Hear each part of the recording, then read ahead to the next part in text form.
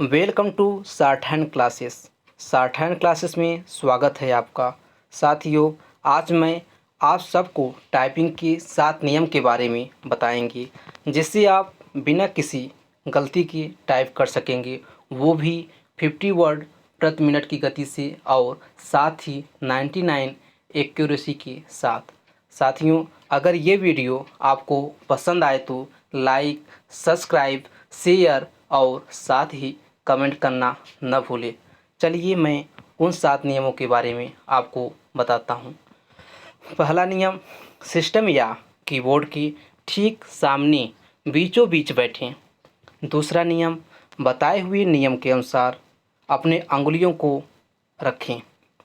तीसरा नियम, टाइपिंग चाहे ऑनलाइन हो या ऑफलाइन हो, नज़र हमेशा मैटर पर होना चाहिए। चौथा नियम, सबसे ख़ास बात यह है कि टाइपिंग करते वक्त समय, स्पीड और गलती के बारे में ना सोचें। पांचवा नियम यह कहता है, यदि टाइपिंग के दौरान कोई गलती होती है तो उसे बैक स्पेस यूज करके इरेज ना करें।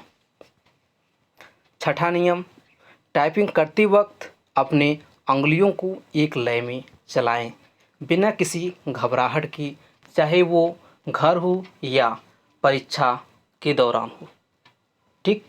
सातवां नियम, टाइपिंग करते वक्त आने वाले कठिन वर्ड या बड़े वर्ड को मन में बोल बोल कर एक एक वर्ड टाइप करें।